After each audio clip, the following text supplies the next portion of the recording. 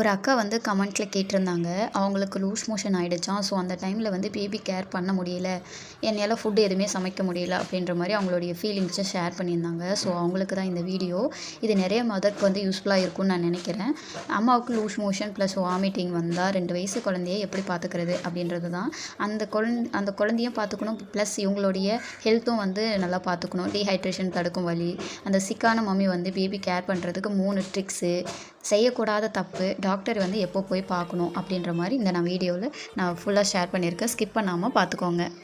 நைட்டில் வந்து அவங்க வாமிட்டு, வயிற்றுப்போக்கு, காலையில் எழுந்தால் 2 வயசு பேபி வந்து அம்மா விளையாட வாங்க அப்படின்னு கூப்பிட்றாங்க. இவங்களால முடியல. ஒரு உடம்பு ஒரு பக்கம், குழந்த ஒரு பக்கம், என்ன பண்ணுறதுன்னே அவங்களுக்கு தெரியல. ஸோ இந்த டைமில் இந்த வீடியோ யூஸ்ஃபுல்லாக இருந்துச்சு அப்படின்னா கண்டிப்பாக ஃபாலோ பண்ணி வச்சுக்கோங்க. இந்த விஷயத்தை என்ன தப்பு பண்ணக்கூடாது எல்லாமே நான் வந்து இதில் ஷேர் பண்ணியிருக்கேன்.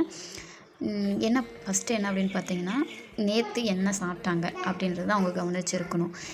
எப்போ ஆரம்பிச்சது அந்த லூஸ் மோஷன், என்ன சாப்பிட்டாங்க, எந்த மாதிரி லூஸ் மோஷன் ஆச்சு, என்ன ஃபுட்டில் வந்து ஏதாவது பாக்டீரியா இருக்கா, இல்லை பழைய சாதமா, இல்லை ஏதாவது கண்டாமினேட்டடாக இருந்துச்சா அப்படின்றத அவங்க செக் பண்ணியிருந்துருக்கணும்.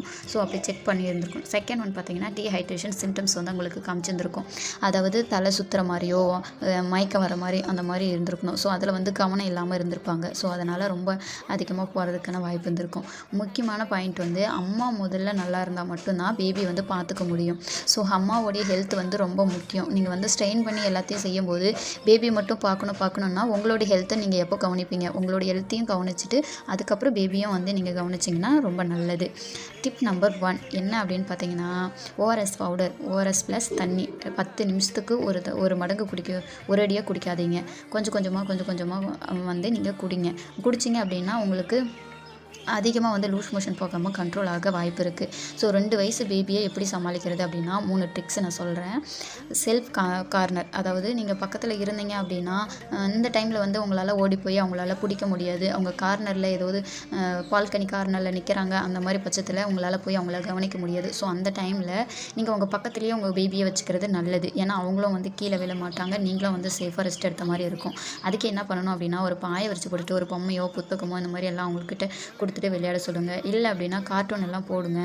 நீங்கள் பக்கத்துலேயே வந்து அவங்கள மானிட்டர் பண்ணிக்கிற மாதிரியும் இருக்கும். ஸோ அவங்களும் எங்கேயும் ஓட விடாமல் பார்த்துக்கிட்ட மாதிரியும் இருக்கும், அவங்களும் கீழே விழாத மாதிரியும் இருக்கும். Trick number 2, low energy activities. அதாவது குழந்தைங்க கூட விளையாட முடியல அப்படின்னா கதை சொல்லுங்கள், பாட்டு பாடுங்க. அப்படியே அவங்களால எனர்ஜி முடியலையா அவங்கள வந்து ஓட விடாதீங்க. ஒரு 20 நிமிஷம் கார்ட்டூன் வந்து எஜுகேஷன்ஸ் மாதிரி டிவி போட்டு விடுங்க. ஸ்க்ரீன் டைம் கொடுக்கறது அதாவது எஜுகேஷன் ரிலேட்டடாக கொடுத்தீங்க அப்படின்னா உங்களாலேயும் வந்து ஸ்ட்ரெயின் பண்ணி ஓட முடியாது, பேபியும் பார்த்துக்கிட்ட மாதிரி இருக்கும், அவங்களும் வந்து ஏதாவது கற்றுக்கிட்ட மாதிரியும் இருக்கும். ஸோ இதில் வந்து நீங்கள் கில்ட்டியாக ஃபீல் பண்ணாதீங்க. பேபிக்கு இது டிவி போட்டு விட்றோம், இப்படி அவங்க கூட விளையாட முடியலையே அப்படின்னு சொல்லிட்டு எதுவுமே வந்து கில்ட்டியாக ஃபீல் பண்ணாதீங்க. உடம்பு சரியானதும் கண்டிப்பாக அவங்கள வந்து நம்ம டேக் கேர் பண்ணிப்போம். ஓகேங்களா? Trick number 3, simple. உங்களை ஃபுட்டு செய்ய முடியல அப்படின்னா சிம்பிள் ஃபுட் ஃபார் பேபி என்ன கொடுக்கணும் அப்படின்னா, நீங்கள் சமைக்கலைன்னா பேபிக்கு வாழைப்பழம் கொடுங்க, தயிர் சாதம் கொடுங்க, இல்லைன்னா ப்ரெட்டு கொடுங்க. இது வந்து 5 நிமிஷத்தில் ரெடி ஆகிடும். ஸோ இதை ரெடி பண்ணி கொடுக்குறதுல நம்மளுக்கு ஒன்றும் அந்தளவுக்கு எந்த ப்ராப்ளம்ஸும் இருக்க போகிறதில்ல. ஸோ இதை நீங்கள் ட்ரை பண்ணி கொடுங்க. நீங்கள் உடம்பு சரியாகிற வரைக்கும் தான். அதுக்கப்புறம் அவங்களுக்கு என்ன தேவையோ அதை நீங்கள் செஞ்சு கொடுத்துக்கலாம். இதிலே வந்து பார்த்தீங்க அப்படின்னா பார்ட் 3ல் என்ன தப்பு பண்ணக்கூடாது அப்படின்றத நான் சொல்கிறேன். அவங்கள வந்து ஃபோர்ஸ் பண்ணாதீங்க. பேபி தூக்கி விளையாட வேண்டாம். நீங்களும் விழுந்துடுவீங்க, பேபியும் வந்து விழுந்துடுவாங்க. ஸோ இந்த டைமில் வந்து அவங்கள தூக்கிக்கிட்டு விளையாடுறது அந்த மாதிரி வேணாம், அவாய்ட் பண்ணிக்கோங்க. பசிக்குது ஆனால் சமைக்க முடியல அப்படின்னா சொமேட்டோவில் இல்லைனா ஸ்விக்கியில் வந்து நீங்கள் வீட்லேயே ஆர்டர் போட்டுக்கலாம். இல்லை வீட்டில் யாராவது இருக்காங்க அப்படின்னா ஹெல்ப் கேளுங்க அவங்கக்கிட்ட. எங்களுக்கு இதை வந்து செஞ்சு கொடுங்க, என்னோடய ஹெல்த் வந்து கண்டிஷன் ரொம்ப சிக்காக இருக்குது அப்படின்னு சொல்லிட்டு அவங்கக்கிட்ட கேட்டிங்க அப்படின்னா கண்டிப்பாக இந்த டைமில் நீங்கள் கேட்டு தான் ஆகணும். ஹெல்ப்பு கண்டிப்பாக கேட்டிங்க அப்படின்னா அவங்க செஞ்சு கொடுப்பாங்க இல்லைங்களா? அந்த மாதிரி ஹெல்ப் வந்து கேட்டுக்கோங்க. இதில் கில்ட்டி வேணாமா, நல்ல அம்மா இல்லைன்னு நீங்கள் நினைக்காதீங்க. பக்கத்தில் அவங்க கூட இருக்கிறதே நீங்கள் பெரிய விஷயம். அவங்களுடைய குழந்தைய வந்து அந்த டைமில் அவங்க கத்த தான் செய்வாங்க, எல்லாம் பண்ண தான் செய்வாங்க. ஸோ அதை வந்து அவங்களுக்கு பிடிச்ச மாதிரி விளையாட முடியலனாலும் உட்காந்து அவங்களுக்கு என்ன பண்ண முடியுமோ நீங்கள் பக்கத்துலேருந்து பார்த்துக்க முடியும்னா ட்ரை பண்ணுங்கள். ஏன்னா ரொம்ப லூஸ் மோஷன் வாமிட்டிங் போச்சு அப்படின்னா உங்களால் நடக்க முடியாது.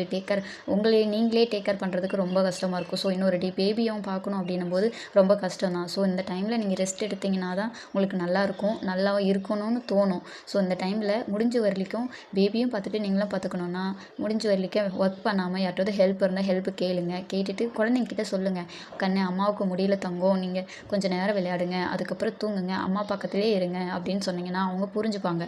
ஸோ அவங்களுக்கு பொறுமையாக சொன்னீங்க அப்படின்னா அவங்க புரிஞ்சுக்கிட்டு நீங்கள் சொல்கிறது எல்லாமே வந்து அவங்க கேட்க ஆரம்பிப்பாங்க. ஸோ அவங்களுக்கு ஏற்ற மாதிரி நீங்களும் இருந்துக்கலாம். இந்த மாதிரி டைமில் வந்துட்டு நீங்கள் ஓடுறதோ குழந்தைங்கள பிடிக்கிறதோ அந்த மாதிரி பண்ணிங்கன்னா குழந்தைங்களையும் உங்களால் டேக் கேர் பண்ண முடியாது, உங்களையும் டேக் கேர் பண்ண முடியாது. எந்த டைமும் நீங்கள் ஹாஸ்பிட்டல் போகணும், டாக்டர் போய் பார்க்கணும் அப்படின்னு சொல்லிட்டு நான் சொல்கிறேன். 24 மணி நேரமும் சிக்காக இருக்கீங்க அப்படின்னா லூஸ் மோஷன் போய்கிட்டே இருக்குது, 24 ஹவர்ஸும் போயிட்டே இருக்குது, நிற்கவே இல்லை, காய்ச்சல் ப்ளஸ் ரத்தமும் வருது அப்படின்னா கண்டிப்பாக டாக்டர்கிட்ட போகணும். இல்லை லூஸ் மோஷன் மட்டும்தான் போயிட்டுருக்கேன் ஆனால் சிறுநீரகம் வந்து கழிக்கவே இல்லை அப்படின்னா கண்டிப்பாக வந்து நீங்கள் டாக்டர் போய் கன்சல்டேஷன் பண்ணுங்கள். இந்த டைமில் வந்து நீங்கள் எந்த மாதிரி பேபியை வந்து பார்த்துக்குறோம் இந்த மாதிரி வருது அப்படின்னு சொல்லிட்டு பயப்படாதீங்க. நீங்கள் தனியாக இல்லை, உங்கள் பேபியும் இருக்காங்க. ஸோ கமெண்ட்டில் உங்களுக்கு எக்ஸ்பீரியன்ஸ் எப்படி இருந்துச்சு, நீங்கள் தனியாக அந்த டைமில் நீங்கள் ஃபேஸ் பண்ணது எப்படி இருந்துச்சுன்னு மறக்காமல் கமெண்ட்டில் சொல்லிட்டு போங்க. இந்த வீடியோ ஒரு அம்மாவுக்கு ஹெல்ப் ஆகும்னு நினச்சிங்க அப்படின்னா கண்டிப்பாக ஷேர் பண்ணுங்கள். நம்ம வீடியோவை இப்போ ரீசெண்டாக நல்ல ஆதரவு கொடுக்குறீங்க, இதே மாதிரி கடைசி வரைக்கும் கொடுக்கணும். ரொம்ப மிக்க நன்றி. நெக்ஸ்ட் வீடியோவில் பார்ப்போம். பாய்.